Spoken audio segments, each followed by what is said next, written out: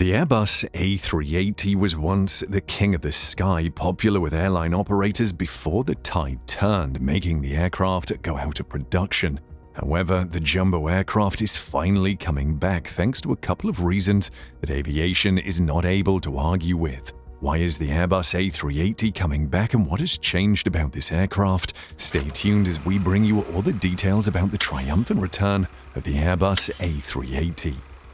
The story of the A380 begins in the late 1980s when Airbus engineers started to work on a secret project to develop an ultra-high-capacity airliner UHCA that could challenge the dominance of the Boeing 747 in the long-haul market. The Boeing 747 was the undisputed queen of the skies at the time, and no other aircraft manufacturer could match its size and performance. Airbus wanted to change that and offer a new option for airliners and passengers who wanted to fly between major hubs with more comfort and efficiency. Airbus considered several designs for its UHCA, such as two A340 bodies placed side by side or a flying wing concept, before settling on the double-decker configuration that we see today. The double-decker design allowed for more passenger capacity, more cabin space, more flexibility in seating arrangements, and more amenities such as bars, lounges, and shops. Airbus also aimed to make the A380 more environmentally friendly, more fuel-efficient, and more technologically advanced than the 747. The A380 project was officially launched in 2000 with a budget of €9.5 billion, $10.7 billion, and 6 launch customers: Air France, Emirates, Lufthansa, Qantas, Singapore Airlines, and Virgin Atlantic. The A380 was given the name A380 because of its double-deck cross-section that resembles the number 8 and because 8 was a lucky number in Asian countries where Airbus expected high demand for its aircraft. The first prototype of the A380 was unveiled in Toulouse, France in January 2005 and made its maiden flight in April 2005. It was a stunning sight to behold, a 4-engine jet that could carry up to 853 passengers in a single-class configuration or 525 passengers in a typical 3-class configuration over a range of 14,800 kilometers. The A380 was even registered as FW Wow, which reflected its wow factor. The A380 was a hit with passengers for multiple reasons, which included space and comfort. The A380 had a generous cabin width of 6.58 meters or 21.6 feet on the main deck, and 5.92 meters or 19.4 feet on the upper deck, allowing for wider seats, aisles, and overhead bins. The A380 also has a higher ceiling than most other aircraft, creating a sense of openness and roominess. Amenities and entertainment.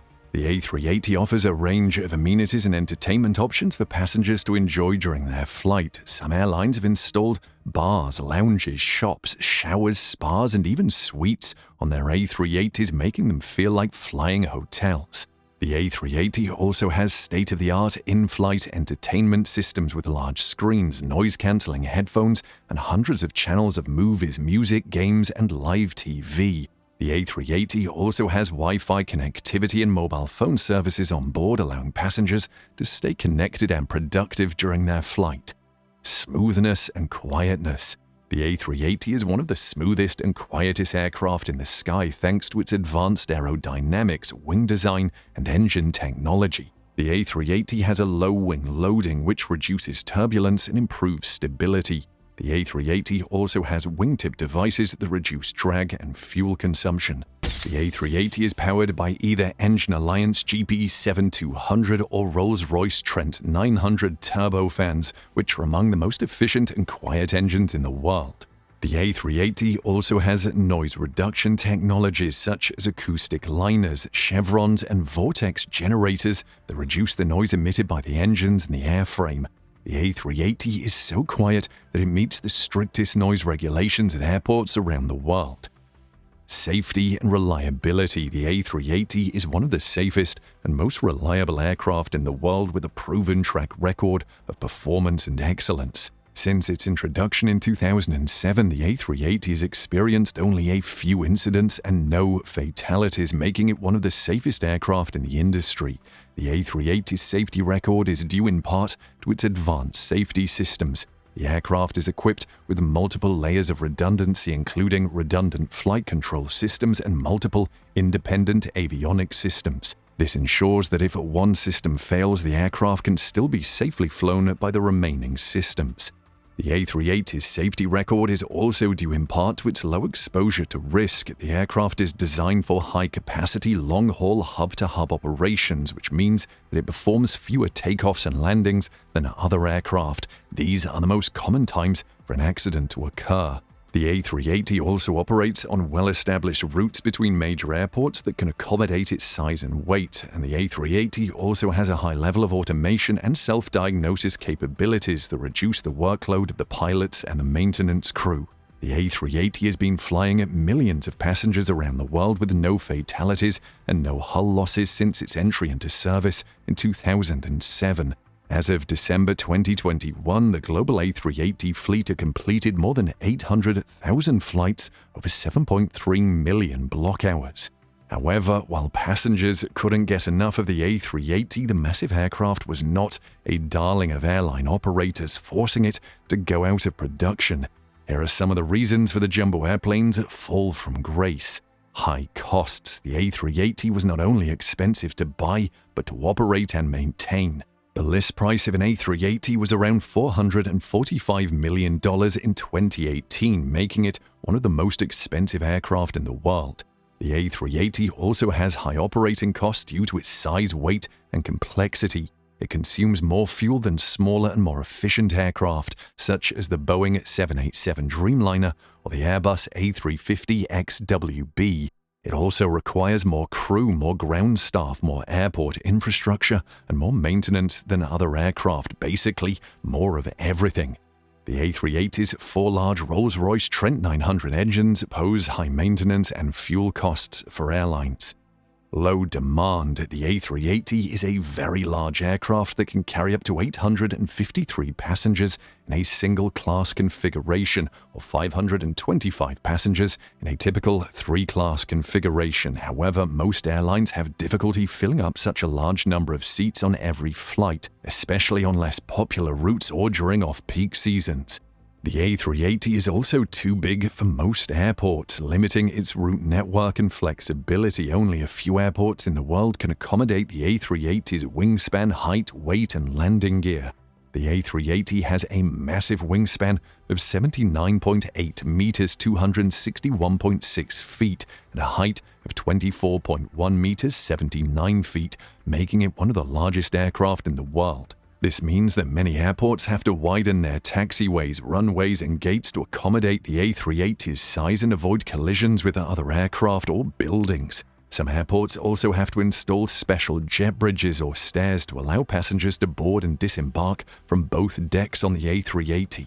And the A380 is also subject to slot restrictions and noise regulations at some airports. And because the A380 can carry so many passengers, this means that many airports have to increase their terminal space and facilities to handle the large number of passengers that arrive or depart at any one time on an A380 flight. This includes more check-in counters, security lanes, baggage carousels, customs booths, lounges, restrooms, and shops. Some airports also have to adjust their slot allocation and scheduling to avoid congestion and delays caused by the A380's longer boarding and deplaning times. Changing market. The A380 was conceived at a time when larger planes carrying hundreds of passengers between hubs were an attractive proposition, but by the time it had started flying, a different business model had taken over in the aviation industry. Airlines and passengers preferred small and more flexible planes that could fly point-to-point routes, bypassing congested hubs and offering more frequency and choice.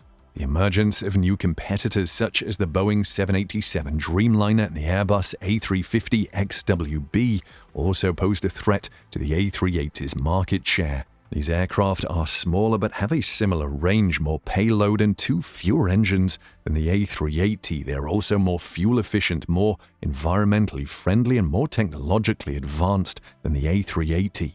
These are some of the reasons why airline operators don't like the A380 and why it went out of production. The A380 was a marvel of modern aviation that pushed the boundaries of engineering, technology, and design, but it also faced many challenges and delays during its development and production. It didn't receive any new orders since 2015, and some airlines decided to cancel or reduce their orders or retire their A380s early. The largest customer of the A380, Emirates, also reduced its last order from 162 to 123 aircraft in February 2019. This prompted Airbus to announce that it would end the production of the A380 in 2021 after delivering the remaining orders. The last A380 was delivered to Emirates on December 16, 2021, marking the end of an era. However, the A380 is making a triumphant return to the aviation sector, thrilling many fans of the aircraft. Airline operators are beginning to face the reality that these machines in the sky just have to return. Here are the reasons why, and the lifting of pandemic restrictions has a lot to do with them. Vaccine rollout. The widespread availability and administration of COVID-19 vaccines have boosted consumer confidence and encouraged people to travel again, especially to international destinations that have reopened their borders. The A380 can offer more capacity and comfort for passengers who want to fly between major hubs such as London, Dubai, Singapore, and Los Angeles. Aircraft shortage. The delayed delivery of ordered aircraft such as the Boeing 777X and the Airbus A350-1000 has left some airlines with a shortage of wide-body aircraft.